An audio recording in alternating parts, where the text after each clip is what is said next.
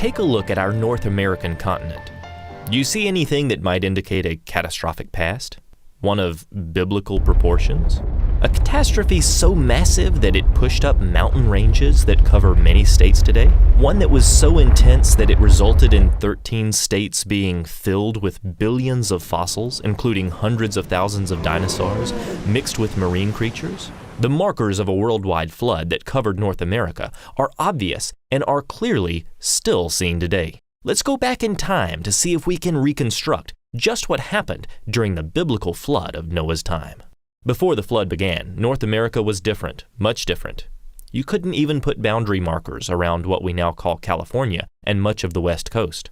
South America was pressed up against North America.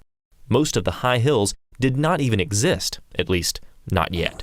The environment was much different, and large creatures roamed the lush green landscape, thriving in what was intended to be paradise. But when human wickedness became unrestrained and every thought of the human heart was only evil continually, God decided to wipe this rampant wickedness from the face of the earth. Genesis 6 records that God said to Noah, "The end of all flesh has come before me, for the earth is filled with violence through them, and behold, I will destroy them with the earth." The process you're about to see unfold will show you just how life on earth was extinguished with the earth, save those on the ark. The Bible records that this fearsome display of God's wrath began when all the fountains of the great deep were broken up and the windows of heaven were open. When this happened, the North American continent began a major transformation. Animals living in rich pre-flood habitats were about to be rapidly buried and entombed by tsunamis, mud flows, and volcanic ash. As the fountains of the Great Deep split apart, catastrophic oceanic rifting quickly spread around the globe. The scars of this rifting remain today, with some 40,000 miles of mid-ocean ridges visible on the ocean bottom. This rapid rifting caused oceanic plate to plunge or subduct beneath the North American continent. Just as today, ocean plates plunging into the earth generated earthquakes and tsunamis. However, because of the speed of this process, the tsunamis were hundreds of feet high. Nothing on the continent could withstand these massive surges. Early in this unfolding cataclysm, the Sauk, Tippecanoe, and Kaskaskia megasequences of fossil-bearing sediments were deposited over North America. Seawater rose globally as a result of new seafloor formation and increased thermal expansion. However, because only a small portion of the global seafloor had been replaced by new, warmer, more buoyant seafloor, these first three megasequences were mostly affecting the shallow marine realm, as the sea level was not high enough to inundate the North American interior. It was not until the later Absaroka sequence, when sea level was higher, that we see the first coal seams and land animals mixed in with marine animals in the fossil record. Once the Pacific and Farallon plates began forming in earnest, during the Absaroka phase, subduction began along the west coast on a massive scale. The weight of the subducting slab along the western edge of North America caused that region to be depressed, and the Zuni megasequence began. This rapid plate tectonic process and subsequent sedimentation buried the pre-flood lowlands first in the southwest, what we call the Triassic today, New Mexico and West Texas. This was soon followed by the Jurassic system rocks across Utah and Colorado, and then the Cretaceous system across Wyoming and Montana. Although the Farallon plate subducted initially at a steep angle beneath western North America, it appears to have been carrying along one or more large volcanic oceanic plateaus. When these plateaus reached the subduction zones at the edge of the North American continent, they acted to resist the subduction and caused the Farallon plate to begin moving horizontally beneath North America instead of at a steep angle. As the Farallon plate begins moving horizontally, it begins to interact strongly with the North American plate above it. That interaction first strips away the denser bottom part of the North American plate west of the current Rocky Mountains, shoving it off to the east. Simultaneously, the horizontally moving Farallon plate also drags warm, weak, and buoyant lower crustal rock of the North American plate along with it, doubling the crustal thickness beneath where the Rocky Mountains are today. Moreover, as the Farallon plate moves beneath western North America, its extra weight pulls down the land surface above temporarily to form the western interior seaway, in which huge numbers of both sea and land animals can be found entombed today. A considerable area of North America was covered by the western interior seaway. This increase in oceanic coverage means that the amount of North American Cretaceous sediment is greater than Jurassic or Triassic sediment. This partly explains the greater known diversity of Cretaceous dinosaurs. As the flood continues, the spreading ridge marking the western boundary of the Farallon Plate gets overridden by the North American Plate. This allows the Farallon Plate to detach and sink into the deeper mantle beneath, where remnants of it are even seen today. Widespread volcanism is also involved in this process, with massive volcanic activity escaping from tears within and along the edges of the subducting plate traveling from west to east. This explains massive dinosaur graveyards preserved in sediments mixed with volcanic ash. One section of the Morrison Formation, called the Brushy Basin Member, spreads across 5 states and includes over 4,000 cubic miles of volcanic materials. Without a single volcano in the Morrison Formation area, geologists believe this material had to be carried all the way from volcanoes on the west coast, volcanoes created by the magma rising from the subducting ocean crust plunging under the land. Today, these subduction zones form the Ring of Fire, responsible for over 90% of our earthquakes. Many secular geologists agree with these general processes, but disagree with the timeline, saying it took place over millions of years. But think about it. If the mountains were created slowly over millions of years, why are so many of them filled with dead creatures that are buried in the mud that killed them? The thousands of mass bone graveyards in the Jurassic and Cretaceous layers are filled with both land and marine creatures that are entombed by the very mud that covered them, causing their death. In some places, this happened so quickly that only adult dinosaurs are found entombed in the mud as they were fleeing for their lives. Here's one massive graveyard in northern Montana that's over 1.2 miles long and contains 30 million fossil fragments, representing over 10,000 adult Maiasaura that were simultaneously buried. In this entire collection of bones, not a single baby was found. Every one of these 10,000 Maiasaura was between 9 and 23 feet long. Does this seem like the adult dinosaurs were stampeding away from the raging floodwaters, with 100% of their young falling behind and being engulfed in a different region? Many of these creatures were buried so quickly, their soft tissues are still preserved to this day. Finding soft tissues that are supposedly over 65 million years old is a very odd thing, especially in the case of collagen, where secular scientists have placed a maximum shelf life well short of 1 million years. In fact, over 50 peer-reviewed secular science publications have now identified 14 different bioorganic materials in dinosaur bone. The fact that 97% of the dinosaur fossil record is disarticulated shows that they were catastrophically wiped out, with their bodies being strewn apart and then buried. And isn't it interesting how most dinosaur fossils are buried under volumes of mud, like this famous T-Rex found buried under 100 feet of sludge? Just how high would the water have to be to bring in this amount of mud? And it was only the later uplifts that formed the Rockies that folded the flood rocks and exposed the dinosaurs for paleontologists to discover. It also makes sense that this happened quickly, over the year-long flood, and not over millions of years, because we find similar fossils that are buried on each side of the mid-Atlantic ridge where the rapid seafloor spreading occurred. These creatures are found buried in the very sediment layers that formed as tsunami-like waves deposited their muddy debris as a result of the catastrophic spreading. This buckling had to happen while the mountain layers were still soft and pliable, being freshly deposited from the flood.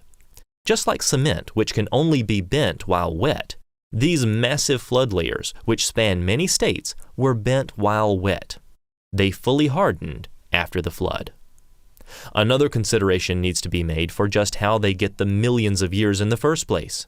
They base it all on radiometric dating, which has 3 unprovable assumptions and does not even validate against rocks of known ages.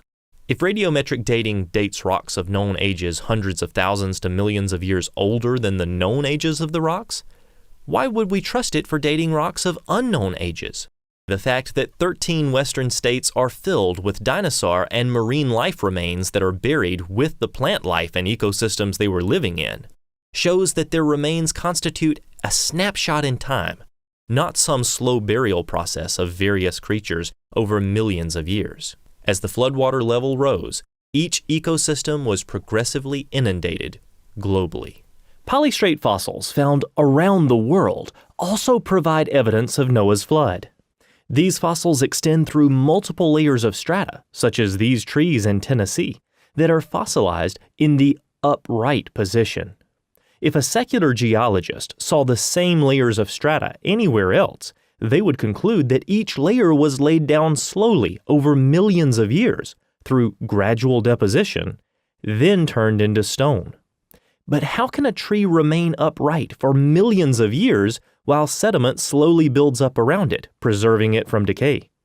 These types of fossils are found in many other locations around the world, indicating the extent and rapid nature of the worldwide flood. Secular award-winning geologist Dr. Gerard Bond published a seminal study in 1976 titled Evidence for Continental Subsidence in North America During the Late Cretaceous Global Submergence. In this study, Dr. Bond analyzes the worldwide evidence of what secular geologists refer to as the widespread late Cretaceous transgression, which is just technical jargon for worldwide flood. What's interesting about Dr. Bond's study, however, is not that it confirms a worldwide flood, but that it concludes that such a flood could not have occurred without the continents being warped, buckled, and or pushed down by some unknown process. Dr. Bond shows conclusively that there's absolutely no way that changes to the sea level alone could be responsible for making up the massive Cretaceous fossil layers around the world, especially on North America. Dr. Bond's study revealed that a sea level rise of 310 meters is required to flood the Cretaceous layers based on their current elevation. However, the maximum thickness of the fossil layers produced by a 310-meter sea level rise is only about 700 meters. The challenge is that in North America, nearly 50% of the Cretaceous layers contains strata thicker than 700 meters, indicating that the continents had to sink and or buckle during this global inundation. Therefore, to explain the excess thicknesses, subsidence of continental crust beyond isostatic response to sediment loading is required in large parts of North America during the transgression, even if sea level rose as much as 310 meters. In other words, there's just no way that rising sea levels alone can explain the fossil record in North America. Something much more catastrophic that warped and or submerged the continents just had to be involved. This finding has been confirmed by study after study since Bond's original work. During the last stages of the year-long flood, the water recedes off of the continents. The evidence for this is all over North America. In fact, most of the erosion of the Earth's surface took place during the runoff of the floodwater, when, just as Psalms 104 says, the mountains rose and the ocean basins sank. The tops of the mountains were eroded off and were transported to the east, leaving massive sandstone and mud-rich deposits, such as the Ogallala formations, that extends across the Great Plains states from Texas to the Dakotas. Much of this eroded material ended up in the Gulf of Mexico, where we find thousands of feet of Cenozoic sediment shed off the North American continent, providing hosts for oil-rich deposits. During the abative phase of this process, the water flowed as wide currents.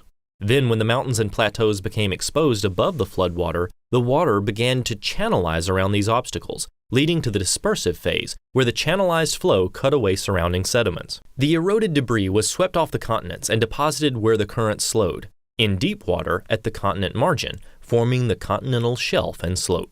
Massive submarine canyons all around North America are obvious markers that this occurred. These canyons show how huge volumes of water poured off the continents and were funneled into catastrophically carved canyons along the continental margins as a result. Take the Monterey Submarine Canyon, for example. This canyon is deep, really deep, nearly 12,000 feet below the surface, and the main channel meanders over 250 miles seaward, making it the largest submarine canyon along the coast of North America. It is comparable in size to the Grand Canyon, with canyon walls rising about a mile from the seafloor. Erosion beyond anything we can imagine today rapidly carved this canyon during the runoff stage of the flood.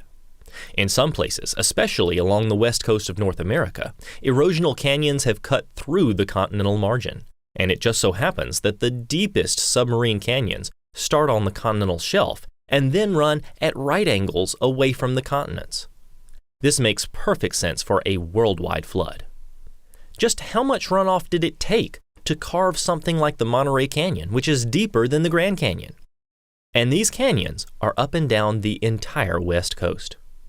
The rapid runoff stages of the flood is also evidenced by massive boulders that were transported hundreds of miles from the plateaus of northwestern U.S. and western Canada. Continent-wide runoff from a global flood provides a plausible explanation. Tremendous currents would have sheeted across the continent, transporting the massive boulders. Many of these boulders even have percussion marks, indicating violent collisions during transportation. The evidence for the recent worldwide flood described in the Bible is all over North America. We have subducted seafloors, rapidly uplifted mountains, bent and folded but not broken sedimentary layers, similar fossils straddling both sides of the mid-Atlantic ridge, 13 states filled with dead dinosaurs mixed with marine life, massive submarine canyons, and boulders transported hundreds of miles. These all provide powerful confirmation of a global flood, just as the Bible records.